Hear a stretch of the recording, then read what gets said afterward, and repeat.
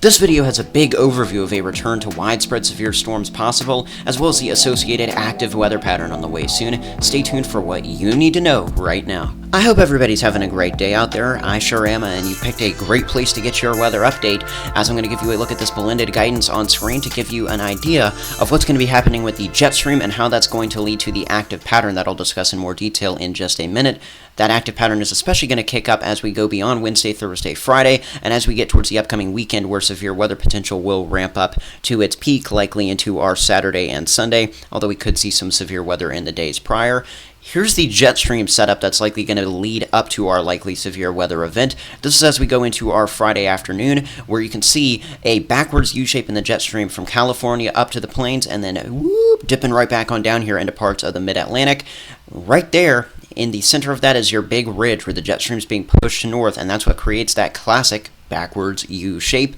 And as a result of that backwards U-shape, we're going to be seeing warmer than average temperatures being pushed north across a lot of the central and eastern zones of the country, and that is going to be leading up, along with some moisture, to that severe weather that could eventually get ramped up even more as we move into the upcoming weekend. Look at what this guidance is indicating as we go out of Friday into Saturday and Sunday. A big trough or a dip in the jet stream where we've got these greens jetting right on out here out of the plains and into the Midwest. That's likely going to create a large-scale flow of moisture moving on up into a low-pressure system.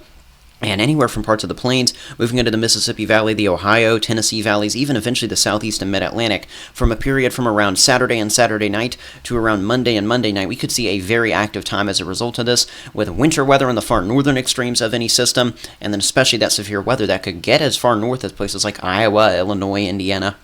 Michigan, Ohio, Pennsylvania, before this event pushes offshore as that jet stream energy does the same into the early to the mid part of next week. With that being said, I want to go ahead and pivot on over here to your GFS ensembles, a different form of blended guidance that does a good job of showing the best chance areas for rain, snow, or wintry mix with its future radar product. I'm going to go ahead and carry us through the rest of the upcoming week and towards the upcoming weekend so you can see the zones that it's highlighting for the heaviest chances of storms as well as severe weather potential. Starting as we go through the next few days, things looking generally quiet over a lot of the country, although some of that could change by the time we go out of Wednesday into Thursday, with some isolated storms that could be on the stronger side possible in the Pacific Northwest, as well as some higher elevation snow in those zones, and then also some weaker end energy that could at least help in producing some isolated severe storms here or there. Not for everyone, not at every moment, but from Texas and Oklahoma and Kansas over here into some parts of the Mississippi Valley, the Ohio Valley. We'll be watching occasional bursts of showers and storms beginning around Wednesday night, and then through around Friday and Friday night as moisture continues to be pulled up with that ridge.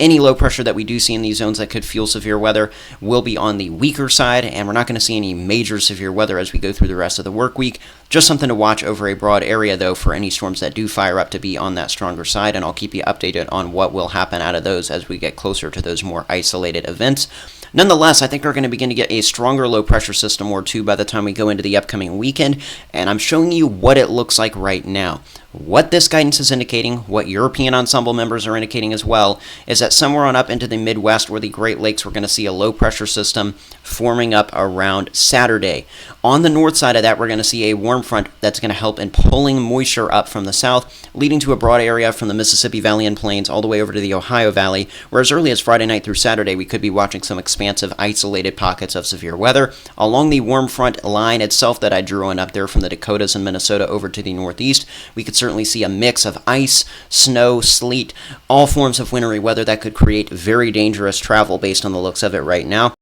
A very active setup for the central and eastern U.S. already beginning likely by this time. As if that's not enough, it looks like we'll see some additional low pressure move out of the west sometime around Saturday evening into Saturday night, and that could help in creating a focal spot for some stronger storms, as we'll already have plenty of moisture moving north and some isolated pockets of severe weather from the first low, and then the second low would only kick that up as that jet stream trough I showed you earlier would be moving in here around the Mississippi Valley and some parts of the east central plains. That would be around Saturday night into Sunday, and that area of stronger storms could only expand from there, possibly into the Ohio Valley, the lower Mississippi Valley, watching an extended cold front that would be pushing east along that secondary low. That would be around Sunday into early Monday, where we could watch severe weather along that boundary, while winter weather would be possibly still ongoing further north. Definitely a very complicated setup. It does look like things would get calmer by the time we go towards Monday afternoon and evening, although we would still be possibly watching action closer to the east and Gulf Coast zones. Sure enough, though, I think we'd be done with the system by around Tuesday for most zones.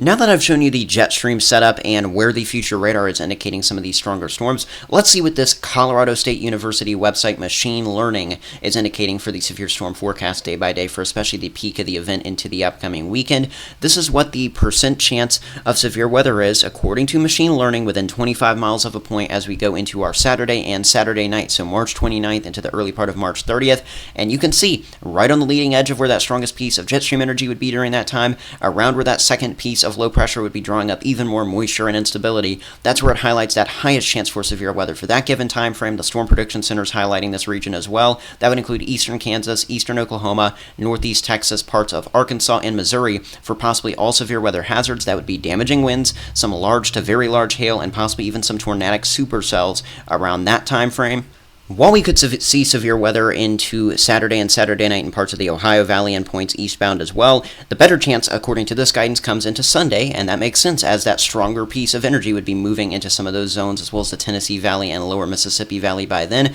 You could see the machine learning highlighting a pretty big yellow to red shaded area with a 15 to 30% chance of severe weather within 25 miles of a point, anywhere from Ohio stretching all the way back down to northeast Texas, and points in between possibly having a pretty elevated chance for some severe weather. A very broad zone that could watch, once again, all severe weather hazards with ingredients lining up for Sunday the 30th as well as Sunday night. While Monday doesn't look as impressive based on that guidance I showed you earlier and based on this guidance right here on screen that's giving you the exact probabilities that the machine learning is seeing right now, there could still definitely be some severe weather and the possibilities could always change or ramp up as we get closer. Definitely closer to the east and Gulf Coast, as I mentioned. That's where we'll have to probably watch by Monday as that event pushes further south and east. That's a pretty broad overview for a general area that's going to be watching some severe weather potential. I'll be keeping you updated on some of the near-term severe weather threats and that longer range one as we get closer, but for now, let's talk a little bit more about some of the setup that's going to lead up to that severe weather event, as we're going to be seeing very warm conditions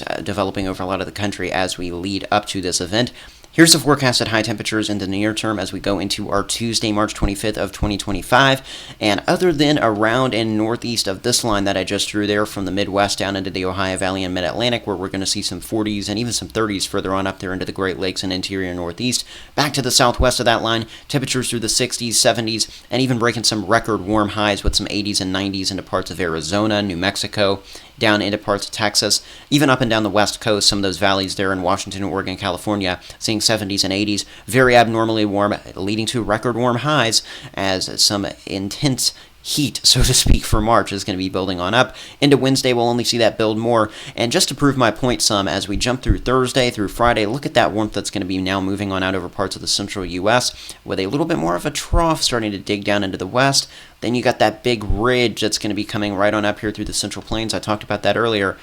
pulling all that warmth up. Eventually, moisture is going to be coming up even stronger, too, once we get more low-pressure systems to form. 70s and 80s across a vast region all the way on up into Nebraska, South Dakota, Minnesota, Iowa, even southern Wisconsin, Illinois. It's in any of these spots that are going to be that warm on Friday and into Saturday, and then points southbound where we're going to be fair game for that severe weather threat to develop wherever we get that cold front and those stronger boundaries to move on in. So make sure you're staying tuned for updates, as that could be a pretty widespread threat as a result of how widespread the warmth is going to be for this time of the year as we finish March. That's all I have to say for this video, and if you want to stay tuned for more forecast videos and live streams about this storm and future storms, make sure you're hitting that subscribe button so you get all the weather delivered in a no-hype approach right here at One Nation Weather. I'll see you back here in the next update, but for now, I'm checking out.